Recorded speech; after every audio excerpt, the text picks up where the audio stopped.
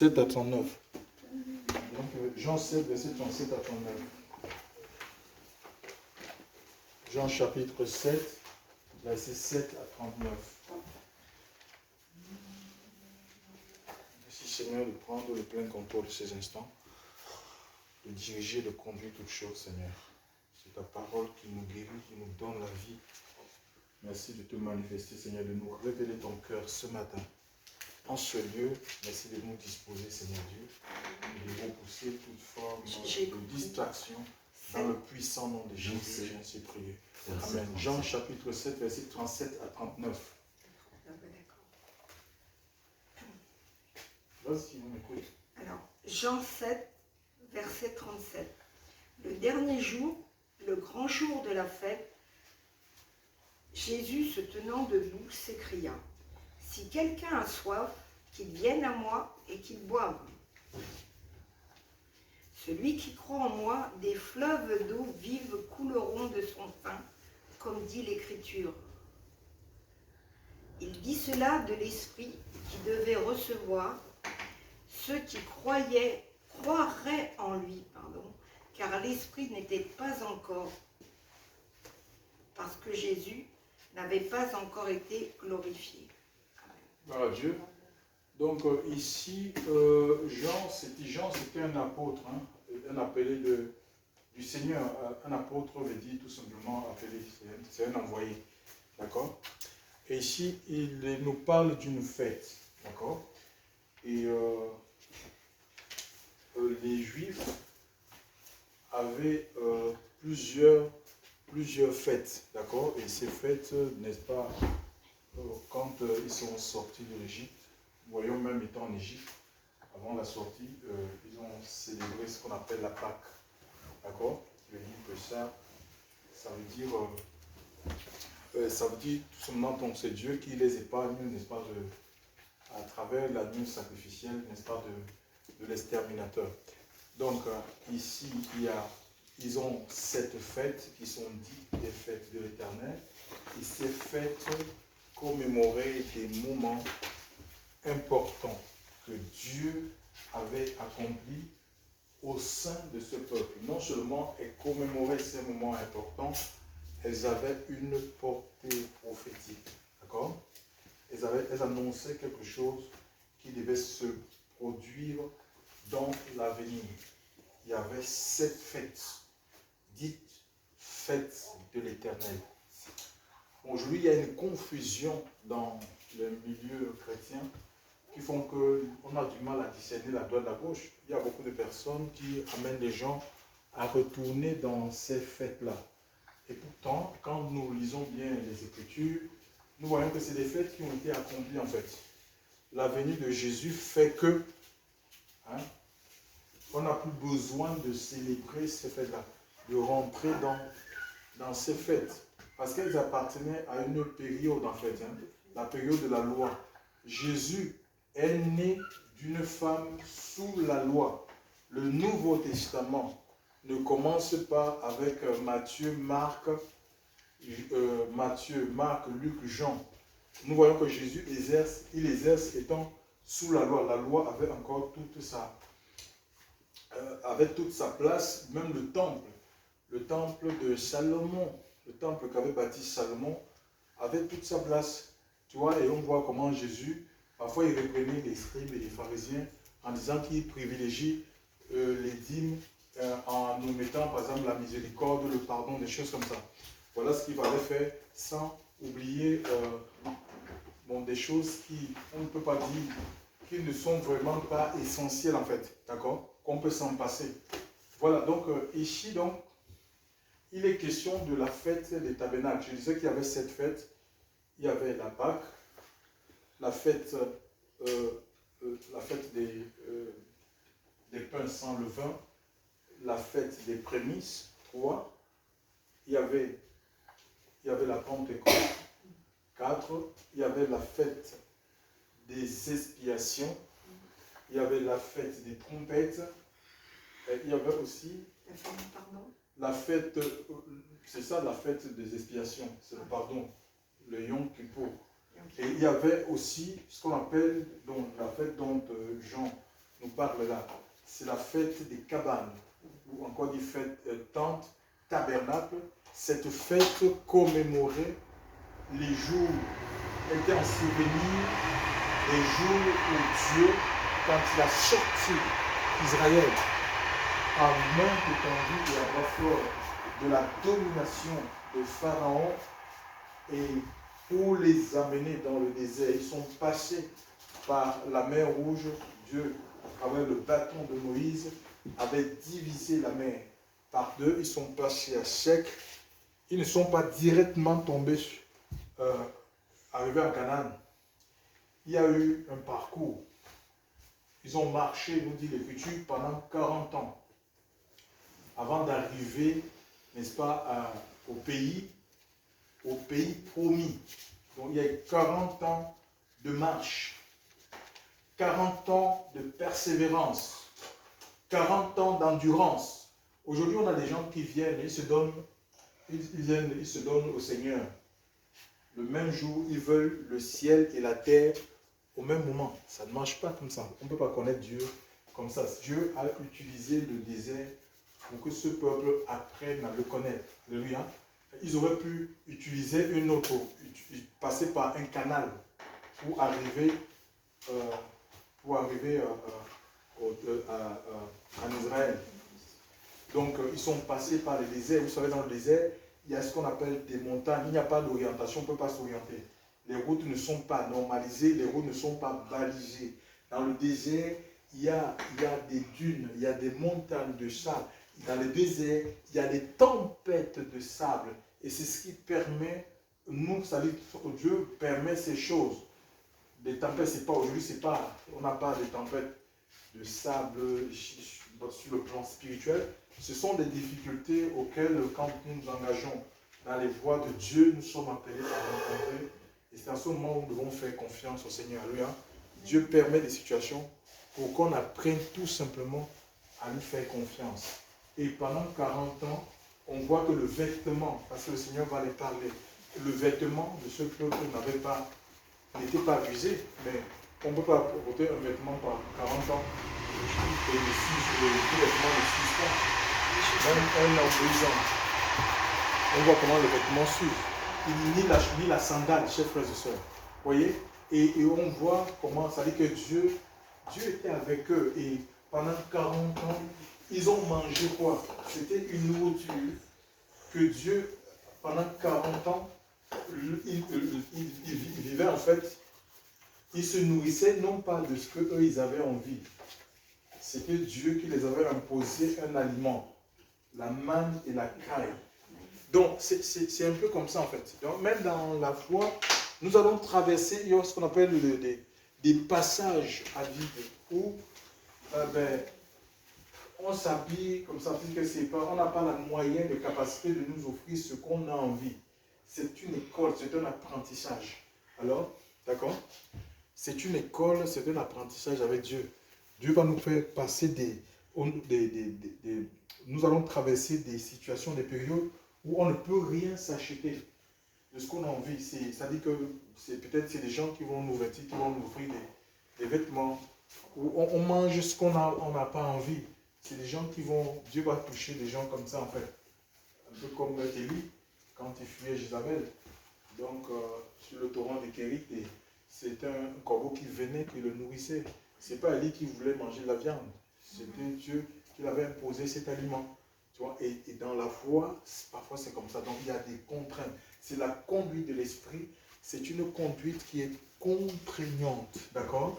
Et les gens qui vont accepter cette contrainte-là, ce jour, c'est un jour que le Seigneur met sur nous. Mais il est doux et léger parce que nous sommes portés par l'Esprit de Dieu. Quand nous acceptons de suivre la direction du Seigneur, nous allons rentrer dans le repos, le Shabbat. C'est pourquoi la Bible dit dans le livre de Colossiens que personne ne vous juge au sujet du manger, du boire, d'une lune, d'une fête. Il y a des gens qui retournent à ça en fait. Ça ne peut pas produire la paix, la justice, la vérité en vous, chers frères et sœurs. Vous pouvez observer tout ce que vous voulez. Observez même les lunes. J'ai eu des personnes qui disaient non, je ne peux pas venir prier là-bas parce que vous vous rassemblez le dimanche, que le dimanche c'est le jour du soleil, c'est Constantin qui a institué ces jours. Mais qu'est-ce que je réponds à ces personnes? Je dis, mais même si Constantin a institué ce jour parce qu'il adorait le soleil, il n'a pas créé le jour, le dimanche. Tous les jours ont été créés par Dieu. Tous les jours ont été créés par Dieu. Et quand Jésus vient, qu'est-ce qu'il nous dit? Dans le livre de Jean, chapitre 4, 23 à 24, parlant du Père, il dit qu'il est esprit. Et que l'heure vient, elle est venue. L'heure vient, elle est venue, c'est maintenant. C'est cette heure-là, nous vivons cette heure-là. Maintenant, c'est maintenant. Donc c'est chaque instant, c'est chaque jour. On devait aller faire un enlèvement aujourd'hui, donc par rapport à aujourd'hui, hier, on ne serait pas ici. Aujourd'hui, ben, on a eu un souci avec le camion qui fait que, ben, voilà, on a décidé de nous retrouver aujourd'hui, parce que c'est Dieu qui conduit. Alléluia. Donc le Seigneur veut des adorateurs, des gens qui vivent dans la vérité chaque jour, chaque instant. Une délivrance, tu n'obtiendras pas en observant un Shabbat, une lune, une fête, tout ce que tu veux, ou les fêtes de l'Éternel, en les observant. Il n'y a pas de délivrance. La délivrance, elle est en Christ. Alléluia. Et toutes ces fêtes, c'est le pain des pains. C'est Christ, il est le pain de vie. Fête des prémices, il est le premier, chers frères et sœurs, de la résurrection. Il est le premier né des vivants et des morts. Il est premier en tout, chers frères et sœurs. Il a la primauté sur tout. La Pentecôte, c'est quoi? C'est le don de la loi. Il est la parole faite chair. Chers frères et sœurs, toutes ces fêtes sont accomplies. Le tabernacle, c'est le temple de Dieu qui descend sur la terre. Jésus, on rentre dans la présence de Dieu. Où on connaît Dieu, on ne connaîtra pas Dieu parce qu'on rentre dans un temple physique où on a affilié à une dénomination quelconque. Alléluia. C'est Christ qui nous révèle le Père. Alléluia. C'est Jésus qui nous révèle le Père. C'est une révélation. Le christianisme est une révélation. D'accord? On a besoin de la révélation de Dieu. Quand on a la révélation de Dieu, ça nous change. Dieu nous révèle sa sainteté. On va abandonner la vie de péché, la vie de souillure, chers frères et sœurs, pour le suivre, pour s'attacher avec lui, pour s'attacher à lui. Chers frères et sœurs dans le Seigneur. Il dit, c'est le dernier jour, donc la fête des tabernacles, là, c'est une fête qui s'est célébrée 8 jours, alléluia, pendant 8 jours, ou 7 jours, alléluia, 7 jours, les Israélites. C'était pourquoi? C'était pour que Dieu avait demandé à ce peuple de perpétuer cette fête pour que les générations qui n'avaient pas connu l'Égypte, la traversée du désert, parce qu'il y a certains qui ne sont pas nés en Égypte, ils sont nés dans le pays promis. Alléluia. Certains sont nés dans le pays promis, donc ils n'ont pas connu la traversée d'Égypte, du désert. Donc, alors, mais comme le peuple y campait, quand nous lisons le livre de Nombres, il y a 32 stations. Quand on dit qu'ils ont marché pendant 40 ans, c'est pas qu'ils ne marchaient pas 40 ans, jour, chaque jour, non.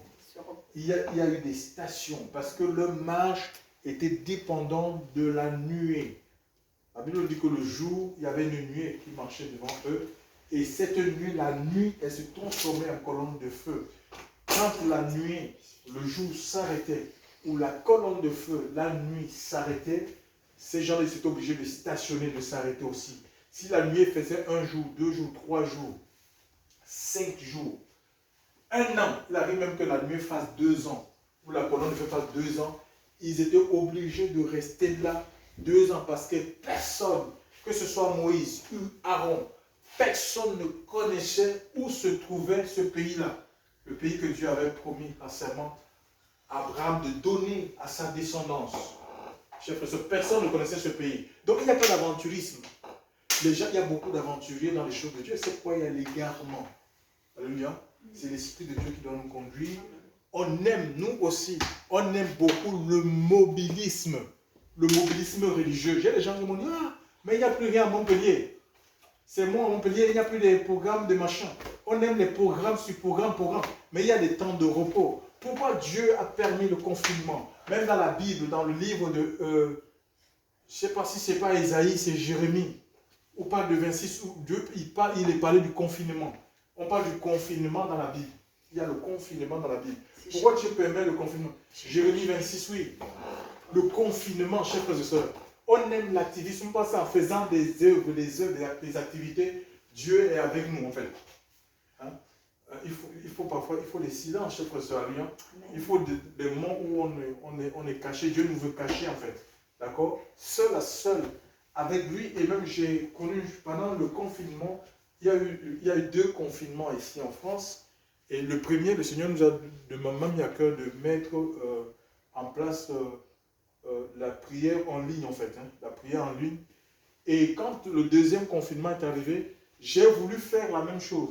L'Esprit m'a dit non, que je ne le fasse pas. Restez avec les enfants. Si vous pouvez constater, pour ceux qui, après, j'ai dit, si les gens veulent se connecter, qu'ils mettent des demandes de prière en ligne. Et moi, je n'étais pas connecté. Je ne me suis jamais connecté au 2e confinement. Certains me disaient, mais oui, non, mais il faut le faire, il faut le faire. Il faut écouter la voix de l'Esprit Saint. Le Seigneur m'a demandé de ne pas le faire.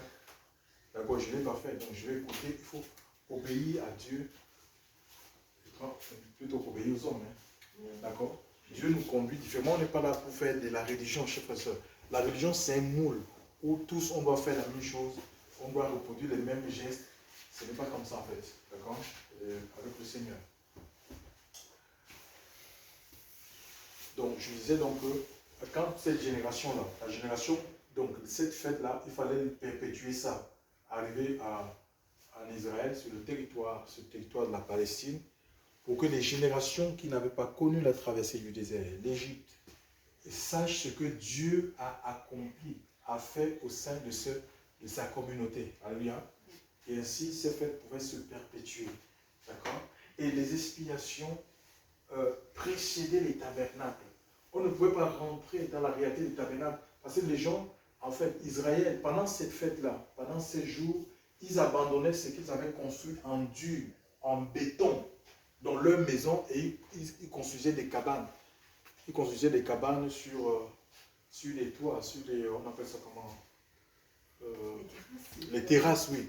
Sur les terrasses, ceux qui avaient des maisons, des duplex, des maisons en étage, ou ceux qui avaient des pleins pieds, c'était devant leur véranda. Ils construisaient des cabanes. La cabane, une tente, une tente, c'est quelque chose qui est facilement démontable, n'est-ce pas? On démonte ça par rapport à une maison. Imagine un peu donc, par rapport à une maison, la tente est facilement, on peut la monter facilement et on la démonte aussi facilement. Contrairement à une maison, et la maison c'est quelque chose de figé, de solide, et c'est difficile s'il faut démonter une maison pour aller passer. En fait, par cette fête, Israël, ce peuple, voulait faire comprendre aux gens, aux nations qui les entouraient, qu'ils étaient étrangers sur la terre. Ils n'étaient pas attachés à cette terre, aux choses qui sont des choses matérielles, chers frères et sœurs. Et c'est ça, l'attachement au matériel, ça nous empêche de vivre les réalités spirituelles. D'accord? Ils étaient comme de passage sur la terre. Vous voyez, Abraham était riche, mais Abraham n'a jamais construit une maison. Il aurait pu construire des duplex, il aurait pu construire des immeubles. La Bible dit, à quoi ça va te servir de gagner le monde, d'avoir des maisons partout? Il y a des gens qui ont des maisons partout, dans tous les 5 continents. Ils ont dans tous les grandes capitales du monde. Et peut-être il va vivre là-bas une fois. Et regardez le nombre de personnes qui sont sans abri. C'est le cœur de l'homme. Le cœur de l'homme est toujours vide en fait, hein, sans Dieu. Et on pense que c'est le matériel va nous combler encore plus de confort. Non, plus de confort ne va pas combler les vides de nos vies. Nous avons besoin, chers frères et sœurs, de ce rafraîchissement dont nous parle l'apôtre Jean, hein, celui qui a soif, qui vienne, que les fleuves d'eau vive couleront. Ça veut dire qu'il est question de la présence de Dieu, de l'Esprit de Dieu, de sa parole, chers frères et sœurs, qui est à même de satisfaire, d'étancher notre soif. On vit dans un monde où les gens ont soif de tout. Et vous savez, quelqu'un qui a soif, il est prêt à... Il y a un proverbe qui dit, écoutez ce qu'un proverbe dit. Le proverbe 27, verset 7 dit ceci: celui qui est rassasié piétine le rayon de miel, tandis que celui qui a faim trouve doux ce qui est amer. Celui qui a faim trouve d'où ce qui en met. C'est-à-dire qu'il est prêt. Quand on a faim, on est prêt à manger n'importe quoi, à boire n'importe quoi. Même on va chez un marabout, on dit, voici le sang. Allez, pour que tu aies la solution à ton problème, vas-y, bois. La personne va boire parce qu'il veut quoi? Les gens sont prêts à mettre de l'argent, chers frères et sœurs, pour obtenir des solutions qui sont éphémères, des solutions de la terre. Ils sont prêts à se dépouiller, chers frères et sœurs, parce qu'ils veulent des solutions passagères. Mais on a du mal, nous, à nous dépouiller pour hériter des choses qui ont une portée éternelle, chers frères et sœurs. Même lorsque nous allons quitter ce monde, ces choses vont nous suivre. On a du mal, chers frères et sœurs. C'est une vie de dépouillement. Il faut qu'on se donne réellement, totalement à Dieu. Hein? Et le disciple accompli sera comme le maître. Alléluia. Le disciple accompli. Et il dit que si vous êtes, mais les vrais disciples, c'est ceux qui gardent les commandements. Les commandements de Dieu. Vous êtes vraiment mes disciples si vous gardez mes commandements. D'accord? C'est ça. Les vrais disciples, ça veut dire qu'il y a des faux disciples. Les faux disciples, c'est ceux qui écoutent, ils portent la Bible, mais ils vivent leur vie. Ils parlent seulement de Dieu comme ça. Ils connaissent les commandements de Dieu comme ça, mais ils vivent leur vie. Ils ne font qu'à leur tête. Et ces gens ne peuvent rien vivre. Hein. Ils ne peuvent rien, ils ne s'attendent pas que Dieu fera quelque chose dans leur vie. Chers frères et sœurs. Donc il dit les fleuves d'eau vive couleront. Donc il y a un fleuve, alléluia. Il y a un fleuve, le fleuve de Dieu où Dieu veut que nous nous abreuvions, que nous nous connections à ce fleuve. Et pour boire, on ne peut pas boire, même sur le plan naturel, que ton boire la bouche fermée, c'est pas possible ça. On ne peut pas boire la bouche fermée, on boit notre bouche. On boit à grand danger. Non? On ne peut pas boire la bouche fermée. On ne peut pas recevoir les choses du Seigneur si les gens n'arrivent pas à confesser Christ. Beaucoup ils confessent le diable, ils confessent les hommes, ils confessent les pasteurs, ils confessent leur dénomination, ils confessent le pape, mais ils ne confessent pas, ils confessent le Dalai Lama. Mais ils ne confessent pas. Après, ils ne comprennent pas pourquoi ça ne va pas dans leur vie. Le pape aussi. Hein? Le pape aussi. Et le cœur fermé aux choses de Dieu. Frère, le cœur, c'est là où le Seigneur veut vivre en fait. Dieu ne veut pas vivre dans les temps, il cherche notre cœur. Alléluia. La véritable adoration, c'est celle qui est produite, qui vient du cœur. Alléluia. Un cœur qui a été purifié. Alléluia. Un cœur qui a été purifié, lavé par le sang de Christ. Les expiations, chers frères et sœurs, la fête des expiations précédait le tabernacle. On ne peut pas rentrer dans la réalité du tabernacle, ça veut dire dans la fête, sans passer par les expiations. Les expiations, ça veut dire le pardon des péchés. Non, on ne peut pas rentrer dans la présence du Seigneur avec nos vêtements de péché, dans la saleté. Nous avons d'abord besoin que le Seigneur nous lave, qu'il enlève ce manteau-là. Jésus est cet agneau, l'agneau de Dieu qui ôte le péché du monde et ce qui nous donne accès à la présence de Dieu. Quand on est pardonné par Dieu, ce n'est pas un homme qui va nous dire que tu es pardonné par le Seigneur. Tu le sais. Tu le sais parce qu'il y a quelque chose qui s'est produit dans ta vie. D'accord? Quand tu as reçu Christ, tu sais que tu as reçu Christ. Ce n'est pas un homme qui va te dire, mais tu as reçu Christ. Non, tu le sais d'abord toi-même. Tu as le témoignage de l'Esprit de Dieu en toi sur le pardon de tes péchés, sur la purification de ta vie, sur la transformation. Tu as ce témoignage en toi et à cause de l'Esprit de Dieu. L'Esprit de Dieu témoigne à ton esprit que tu es enfant. Tu es enfant de Dieu, tu as été adopté. Chers frères et sœurs dans le Seigneur. Donc ça passe par les expiations. Dieu le Seigneur nous impute sa justice. Alléluia. C'est pas une justice religieuse ou une justice humaine. C'est une justice qui est imputée. Dieu nous l'impute, il nous la donne. Alléluia. Comme si on n'avait jamais péché. Et plus on s'ouvre au Seigneur, on va de justice en justice. Continuez à nous imputer. C'est lui qui nous parfait en fait. Hein. c'est pas un homme, c'est pas des techniques, chers frères et sœurs, dans le Seigneur. Alléluia. Hein? Et les fleuves d'eau vive couleront. Mais on voit ici, Jésus a exercé son ministère sous la loi. Donc il n'y avait pas encore l'esprit à cette époque-là répandu sur tous les croyants. L'esprit était sur quelques privilégiés. Il fallait être roi, prêtre, sacrificateur, ancien. D'accord? Et là, dans la mort de Christ, le voile du temple est déchiré, chers frères et sœurs. Alléluia.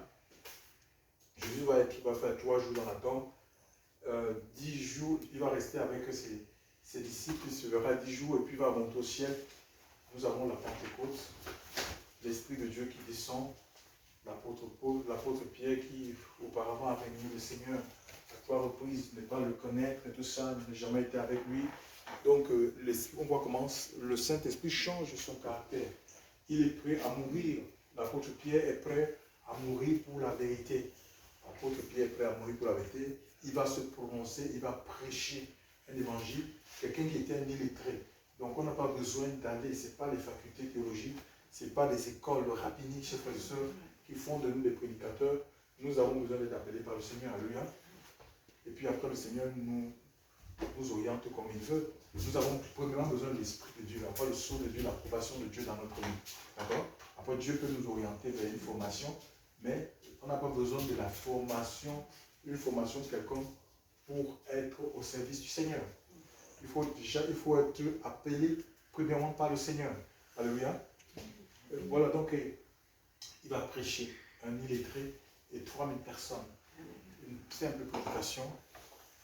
3000 personnes vont se donner au Seigneur. Et puis ils vont, puisque les gens aussi, l'éclairage, c'est au fur et à mesure, c'est progressivement. Ils vont rester là à Jérusalem au lieu de partir. Le Seigneur nous a dit d'aller dans le monde entier de ses papiers. Puis il y aura la persécution, donc qui va même mener au meurtre de Étienne, et ça va pousser donc ces gens-là à se disperser, et c'est comme ça que l'évangile nous a atteints. L'évangile est venu jusqu'à nous, chers frères et sœurs, dans le Seigneur. Alléluia. Donc, et ce n'est pas pour que nous on puisse reproduire les systèmes religieux où les gens sont cadenassés, ils sont enfermés. Nous devons tout simplement enseigner la voix de Dieu aux gens. Et Dieu les oriente. On n'a pas besoin d'arrêter les gens. Alors, il faut être avec nous. Ce sont des sectes où pour essayer de construire, on appelle ça comment? On construit des tours de Babel. Où on doit construire quelque chose, un nom, une dénomination, voilà. Ce sont les tours de Babel. Une dénomination. Quand un n'est pas d'accord, eh bien voilà, il est éjecté. Tous on n'aime pas le même langage, allez, construisons notre tour de Babel, construisons notre nom, notre ministère, et on a beaucoup de tours de Babel comme ça, et les gens sont enfermés, ils meurent spirituellement sans servir le dessein de Dieu pour leur vie. Cette fête-là aussi, le souverain sacrificateur, le 7e jour, il allait à Siloé.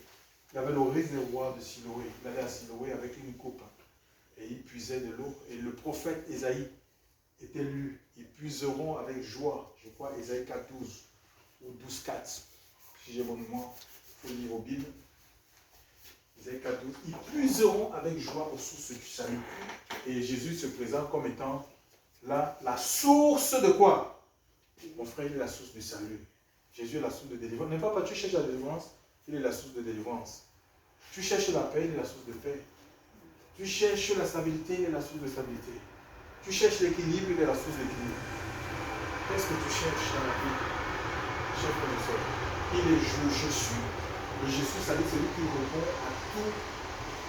Je suis là, je suis présent, ça dit je suis celui qui répond à tous nos besoins, que Dieu nous garde, vraiment, on le cherche chaque jour un peu plus, et qu'il se révèle à nous davantage chez nous.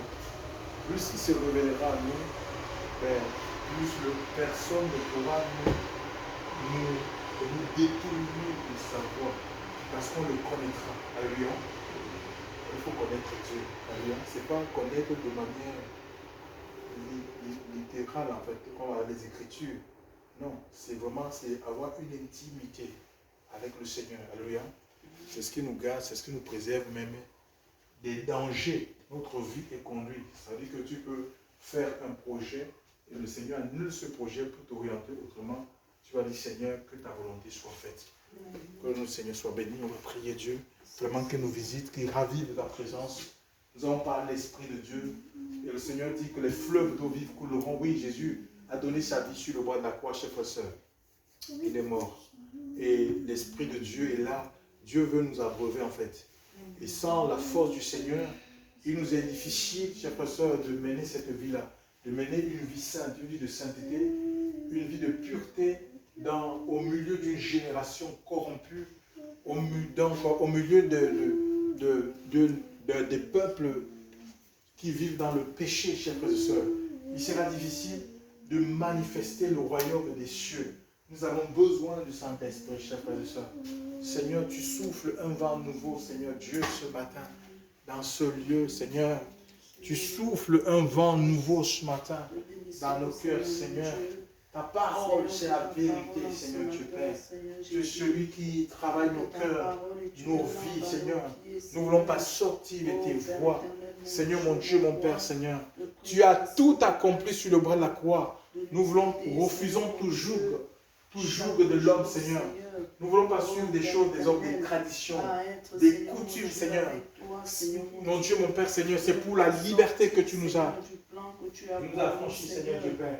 Mon Dieu, mon Père, nous ne voulons pas être esclaves de quoi que ce soit, ni de qui que ce soit, Seigneur, d'un système quelconque, Seigneur Dieu Père. Continue à souffler, Seigneur, dans nos cœurs, à souffler dans nos vies, Seigneur.